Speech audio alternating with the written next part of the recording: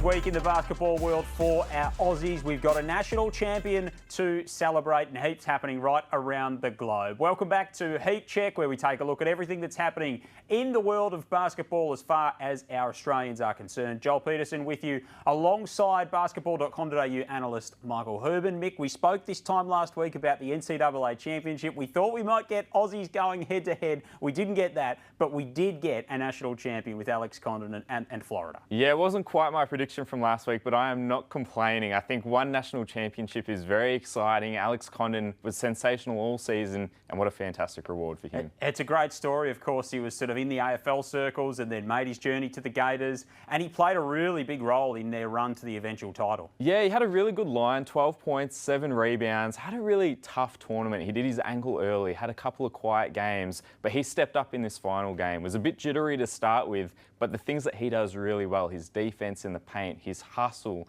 all of his 1%ers were a big factor for their win in the championship game. So draft stock-wise, it felt like he was on the up just before the tournament. Do you think that he continued that trajectory even though he had a little bit of a difficult time of it? Yeah, it can be hard to say. I think that stock might have plateaued through the tournament a little bit with some of those injury concerns. It's easy to be quite reactive to, these big, important games. But I think if you look over the course of the season, he's still in a really good spot and he could be a potential first-rounder. So what is next for him? Where do you think he goes from here? It could be up in the air. There is a chance that he might want to go back for another year if he thinks he can have an even stronger year and boost that stock. But I think going out on a high and with his stock in such a good place, I would expect to see him in the draft. So another national champion as far as an Australian goes. Well done to Alex Condon and to the Florida Gators. Another who is in the NBA draft calculations is Lachlan Olbrich, who we are a big fan of. I know that we're both in the same stable here. He has nominated for the NBA draft as well. Yeah, a bit of an auto nomination here because he's been in the NBL for a few seasons now, but what a time to go, right? He has been a part of his own championship with the Illawarra Hawks, stepped up massively in that championship series, and I think we both love just his size and his ability to play on the ball for his size at the centre position as well. And he comes up big, big games. He's an NZNBL Finals MVP. He's an NBL 1 Central Finals MVP. Like, this is a guy who likes when eyes are on him. That might translate well to the big level. Yeah, look, in many respects, he's not a prototypical big. He's a little undersized. He lacks that rim protection, that length, but just the sheer skill and the feel for the game that he has, the ability to dribble, pass, the footwork down low, that goes a long way. And another young Aussie who had a really big impact in the NBL postseason was Henshall. Of course, started the most of the season for the Perth Wildcats. He's headed to the US to start his pre-draft preparation as well, coming off a really fine season with Perth. All the talk's been, will he stay with Perth? Will he potentially go to college? I think his plan A right now is go get drafted and play in the NBA. We heard him earlier in the season talk about him thinking he was a potential lottery pick. Now, I don't know if that's going to happen if he does get drafted, but there's a lot to like with Ben. He's got that positional size. He's a very confident shot maker, and we saw the defense improve through the season as well. Yeah, and he had some big moments in this series as well against Melbourne United. He was primarily charged with guarding Chris Goulding, which is no mean task, and he had, he had a few ups and downs, but there was a couple of plays, especially in that game 3, where he was up for it. Yeah, I think it's the progress, the trajectory that's so exciting. You think about his first season with Perth, didn't play a whole lot. The defense was a big reason that they justified that. The second season, he's playing with Bryce Cotton in the starting lineup. He's making a big impact in big games, and that defensive improvement was a big factor. So 2 seasons here. Who knows what is next for Ben Henshall? A nice one's coming overnight at the time of recording. Tyler Harvey, big shot taker, big shot maker, in the words of the great Jack Heverin. Well, he had done it again. Mr. Clutch in the NBL. Overnight in Shanghai, he has hit the game winner to go 104-103 in overtime.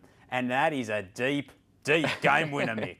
I don't know about you. If I was 12 from 36 from the field like Tyler was before this shot, I wouldn't be taking that shot, at least not with any confidence, but I'm also not Tyler Harvey. So that was a classic Tyler moment. We know he comes up clutch in the big moments, no matter what's preceded it, and that can go on his resume along with all the other clutch shots. He's clearly got the greenest of green lights there at Shanghai as well. So yeah, 12 of 36, but the 37th was something very, very special. So kudos to Tyler Harvey for making another big shot. Jack White made his debut in the BBL, so the Bundesliga in Germany, in the last little while with one of the biggest clubs in the world in Bayern Munich. One thing to stand stands out here is the floor. The other thing is the play of Jack White. Yeah, loving this floor. It's very unique, isn't it? I have tuned into Jack's first couple of games. They've been modest outputs, 6 points, 7 points.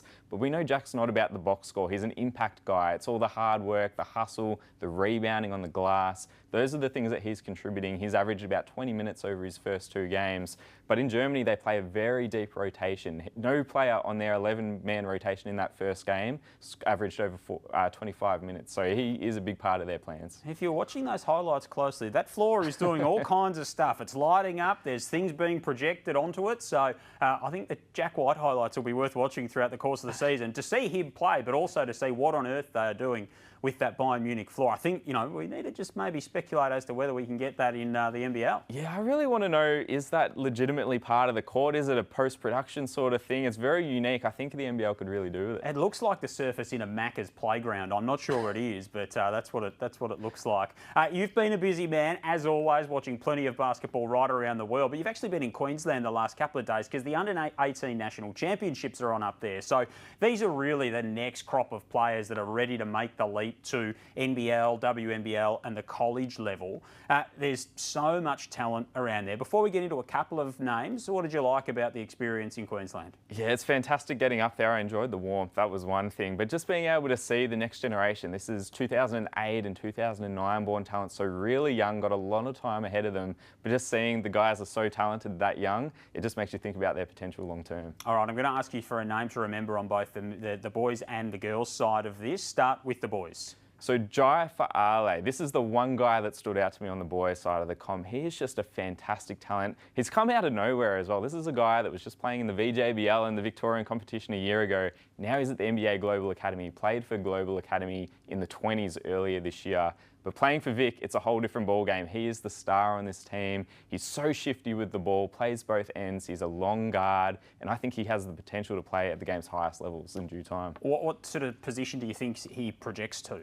Yeah, he's about 6'5". I think he's probably a lead guard, perhaps a 2 guard. He's someone that can play on the ball, but also off the ball. He's very versatile in that respect. And on the girls' side of things? Yeah, we've got Sitaya Fagan. Now, this is someone, Jai by comparison, he was a bit of a diamond in the rough, but she is an absolute star already. She has 18 Division 1 offers already to her name, so she's not exactly a sleeper, but at 6'4", Joel, she is such a massive talent. Also the fastest person down the court, just one of the best athletes I've ever seen in the girls' side of the competition. So that's a really exciting prospect. And then, of course, there'll be WNBL offers, there'll be college opportunities. For players of this age, the world is really their oyster at this stage of their careers. This is why I love this aspect of covering basketball so much, seeing these players so early in their process, but knowing that they have such great things to come. So what's the sort of the vibe at an under-18 nationals like? Who's there? Who's watching these things? What sort of decisions are being made? What did you glean while you're up there? Yeah, there's a fantastic atmosphere to these events. You got the parents going crazy. They got the pool noodles. They're whacking them. I have a bit of a headache, honestly, after a few days there.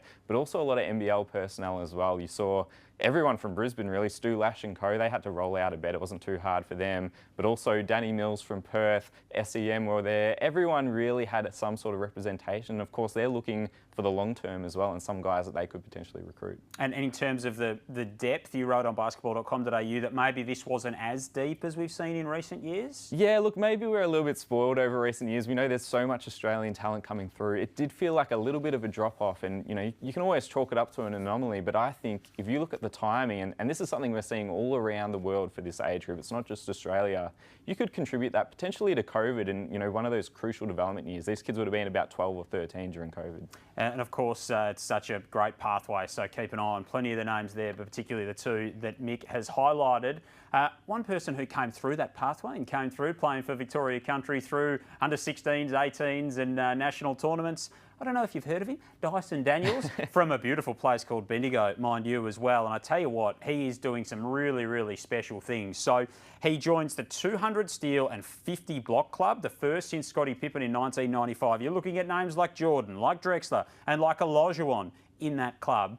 His amazing season continues to be quite remarkable. I think this has been probably the most dominant perimeter defensive season we've seen in the NBA ever. Just those steal numbers, he's been so disruptive, but also with his size at 6'7", 6'8", he guards so many player types and does it at such a high level. So why is he not Why is he still not? There's people saying Ivica Zubac should be defensive player of the year. What?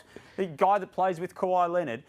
I mean, he's got to be he's a first team lock, NBA All Defensive first team lock. Where have you got him in the pecking order? Because it seems like, Australia's locked him in for Defensive Player of the Year, and there's some uncertainty elsewhere as to whether he's quite up to that. Yeah, I'd definitely locked him in as well, particularly when Wemby went down. I thought he was the only real competition. I guess there is an argument to be made that a lot of rangy defensive bigs are able to sort of cover a bit more ground and have more of an impact. But seriously, you look at some of Dyson's metrics. I know some people are holding the on-off against him a little bit, saying that Atlanta's actually better with him off the floor. I think we've watched the games. We know that is not the case. He's been with a lot of weak defensive lineups. It's a bit of a misleading state in many respects. And just seeing him night to night, no one wants this guy guarding him. He's my pick for sure. Yeah, he's got to play with Trae Young. I don't think he's playing a lot of defence just quietly. So the likes of Evan Mobley getting the bin. We've got Dyson for Defensive Player of the Year. And what a story that would be if he can do that. It's been remarkable growth to go from where he's been to where he is. So as the NBA season winds down, just where he fits in that conversation will be fascinating. We like to cast our net pretty wide here on Heat Check, Mick, and go right around the globe to see where Aussies are doing good things. One of those competitions that's popped up in the last few years is the BAL, the Basketball Africa League. So the NBA have got their fingerprints on this. So 12 teams. It's run in 4 different cities over a number of weeks. It's in its 5th season now. And Majuk Deng, of course, of the Tasmania Jack Jumpers, has been there in recent weeks and doing some good things. But this is a competition that's growing in profile and growing in its opportunities for Australian players. Really exciting league to follow year to year. I think it's growing every single season. Obviously, there's an investment there. And of course, African talent dominates the NBA, and I think it's going to increasingly dominate as we see the decades follow on. So they've got the blocks of games in Rabat and Dakar, Kigali and Pretoria, so sort of spread around the African continent. The most recent one was in Rabat, and Majuk Deng has been playing for Al Ittihad Alexandria, so the Egyptian representative team in this competition, and putting up some big numbers. So coming off the bench, playing big minutes, and highly efficient as always. Yeah, it's good to see Majuk still playing at such a high level. He's 32 now. We know he's been an impact player for Tassie for a number of years now, and I think that's not going to change. We saw him put up 21 points earlier this month. He had 5 threes. We know he's someone that likes letting it rip from outside, playing above the rim, and I think he's going to be a key punch off the bench for Tassie for years to come. Yeah, so 18 and 12 in his first outing, 21 and 2. And he, you notice in those highlights, he's wearing the green and yellow. So there's just something about those colours that seems to click when he wears them. Yeah, might have something to do with his affiliation there in the BAL. I think he plays really well in those colours. We've seen that without a doubt. Absolutely, he does. Let's swing over to Puerto Rico, which has also been a focus of this program over the last couple of years because there are so many NBL players doing good things over there. Geordie Hunter was over there. He had a stint as well with Aguada. He's not there anymore, so 2 games in, that stint is over. What have you gleaned from this? Yeah, look, I've been doing my Google translating. I've been trying to sleuth around. It seems to me as though Geordie had some sort of injury. We don't know exactly what it was. But yeah, really unfortunate. Only 2 games. I'm sure that's not the way that Geordie had planned it. And obviously we would have loved to see that connection with Sobey on that team as well, which wasn't to be. Yeah, absolutely. You might have to go and explore the cured fish of Latvia again for the rest of the off-season, the South East Melbourne big man. The Maiguez trio are doing really good things. So we've got Tyrell Harrison, Milton Doyle, Sam Wardenberg teaming up at the moment at that club. These highlights from the recent game. Sam Wardenberg had 12 points. He features heavily in these highlights. On commentary, they call him Sam. So they don't call him Wardenberg. They just call him Sam, which I love. I think that's glorious. And he's continuing off a really strong NBL season. Yeah, if I'm a Cairns Taipans fan, I'm really excited to see what Sam is doing right now. He's having a fantastic season out there. And how fantastic for the Taipans to get him back. He's someone that I'm sure was coveted all around the league, and fantastic to get him back in the Taipans long term. Yeah, it is a big signing. The step back 3 is something we'd love to see him add to his game as well. Nathan Sobey is over in Puerto Rico too, of course, coming off a deep playoff run with the South East Melbourne Phoenix. He's another one who's putting his talents to good work this off-season. Yeah, Nathan Sobey's just a baller. We know that he can go and get a bucket anywhere in the world. It's so fantastic to see him playing great basketball right now, because if we rewind to maybe a year ago, he's with the Brisbane Bullets, it felt like his stock had hit a bit of a low, and he was a little slow to start with South East Melbourne as well. But to see him doing so well under Josh King, and then again here, having a fantastic run, 17.8 points a game, I think you have to feel really good about that player option being picked up for South East Melbourne. So you can see here, made a couple of big shots in this one. So 26 and 5. He was highly efficient, 9 of 16 from the field. So 92-84 win in that game. And he's doing some good things at the moment. And I think South East Melbourne would like what they're seeing. Yeah, look, it's fantastic to see him playing this way. You know, he needs to play aggressive basketball. That is Sobey's game. You can't rein him in. You let him, he has to do his own thing, and that's what he's going to do over in Puerto Rico right now. And we weren't going to leave Puerto Rico. We weren't going to leave this beautiful, glorious part of the world, sun-soaked as it is, Mick, without checking in on Bryce Cotton, who's at Mets Guaynabo. 26 in his most recent outing as well. He played all 40 minutes, which is just vintage BC. And he continues with his future up in the air to be an intriguing prospect for NBL and world basketball teams. I don't know how he keeps up this workload on his legs. I don't know how these minutes aren't bothering him. He still bounces around the court like he's got fresh legs.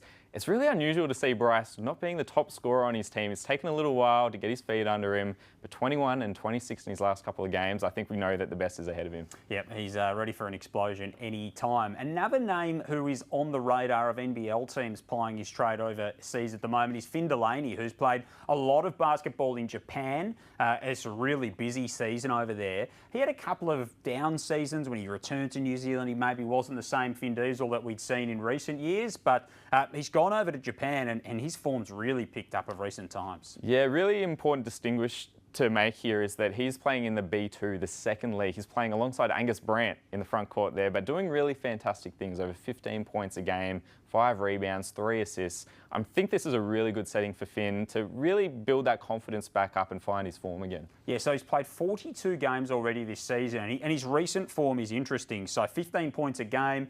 He had a recent game where he had 20-odd points, then he went scoreless, then he came back and had 17 points. So it's been a little bit up and down, but you look through the bulk of those 42 games. Early on in the season, it was a little bit of a slow burn for him, but now he's playing bigger minutes, getting some more scoring. Do you think we could be seeing him return to some of his best? Like if he's on the radar for NBL clubs, which we understand that he is that because they think he's back to maybe finding his best hoops? I think there's a little bit of that. As you mentioned, it has been quite up and down, which feels like a microcosm of his career in some sense. But, you know, we've seen a lot of marquee locals leave this off-season in free agency. And Finn's a guy, you know, despite the production wavering, he's a connector. He's someone that plays really smart basketball and a winner. So someone that you know that can slot in and fit alongside the other talent. So I think that's why he's such a good fit. The big Kiwi is such an exciting prospect. Let's stay in the land of the long white cloud. The NZNBL continues to deliver. Davo Hickey continues to deliver. He's gone over there plying his trade and has hit the ground running. Triple-double, first time of asking for Davo, coming off a remarkable NBL championship series. His form and his stock just continues to go up and up. Yeah, in case you were wondering, that final series was not a flash in the pan. I'm watching this thinking, all respect to the New Zealand NBL, why is he in New Zealand? He's tearing it up right now. I could see him in Puerto Rico or Europe or Asia right now, putting up big numbers, almost a 30-point triple-double in both of his 2 first performances. So his two-game averages, this is average, 30 points, 11 rebounds, 10.5 assists. So he's averaging a triple-double, sort of Oscar Robertson, Russell Westbrook style. Yeah, it's incredible. I look at the final series that he had. He kind of got the ball out of necessity. You know, Tyler Harvey wasn't playing great basketball. Trey Cull was out for a little bit. They kind of by default had to give him the ball. Now he is the priority. He's getting the ball every single possession, and that motor he plays with, the aggression, his skill attacking the hoop, it seems like no one in that league can stop him. The Flying Mullet's been on the kite as well. Dan Greeter's been over to the NZNBL, playing for Hawke's Bay, which is fitting, of course, given where he plies his trade in the NBL. He had a 30-piece at the first time of asking. So a guy who did some really good things in that championship series, picked up the assignment of Matthew Dellavedova at different stages, played some big minutes for Justin Tatum, goes over there, lead guy, gets the opportunity, makes good. So good to see. He's been so resilient, you know, through all the injuries and all the years. I had to look up, it's been 7 seasons with the Illawarra Hawks now, and he's getting his feet under him, he's got his health, and he's playing fantastic basketball out here, just attacking the rim relentlessly. He had 30 points, only 1 3-pointer as well. So you know he's just getting to the cup at will with his athleticism. And a little bit of this for Dan Greeter coming off a new contract as well. So he's played his way clearly a very important part of the Illawarra Hawks team. They like what they saw, so they picked up a new deal with him. I think he's someone that could have an even expanded role with Illawarra next season as well. He's someone, he plays these spot minutes, this very defined role, and does really well in them. But I think he has more to contribute to an NBL team.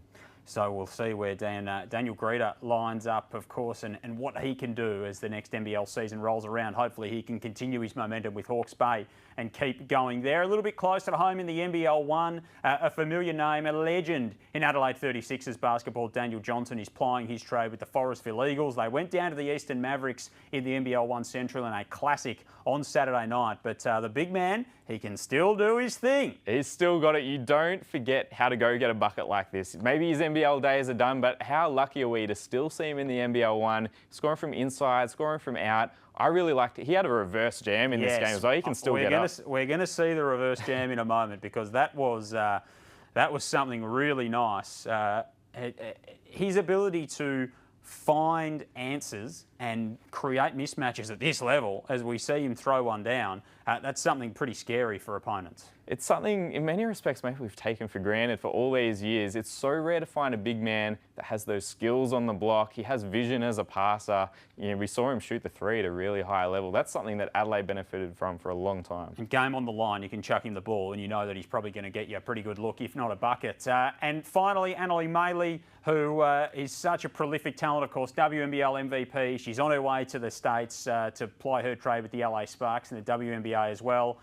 A massive 30, 29 and 10 triple-double in the NBL 1 West with Perth. Quite an astonishing way to start her season. I'd like to see anyone else that's put up this stat line before. 30 rebounds, absolutely dominated the glass, as we know she does. What I found really interesting watching this back, 29 points. You'd think, a lot of easy offensive rebounds, putbacks. No, she was going out in transition. She was hitting pull-up shots, just facilitating a little bit as well. The whole bag was on display. Absolutely, it was. 14 O boards in that as well. I think she's 14 of 21 from the field, so highly, highly efficient. So taking a lot of confidence into a training camp with the LA Sparks, which is great to see. And I think there'll be some more big stat lines from that woman out west in the not too distant future. Yeah, absolutely. Playing with a lot of confidence, playing great basketball, and I think we've got some stat lines like this to come this NBL 1 season. Plenty more performances to wrap up as well as we keep going here on Heat Check. Thanks for your company this week, Mick. I think after returning from Queensland, the Under-18 Nationals, with the NCAA tournament in the books, time for you to get a little bit of rest in. Not too much, because we're back next week. We need you to keep your eye on things, but just try and get a little bit of shut-eye. I'll switch the screens off temporarily. I'll get that little nap in, then I'll be back to it. Just on sleep mode. On sleep mode. Great work by you, as always. Thanks for your company as well here on Heat Check. Look forward to seeing you next week.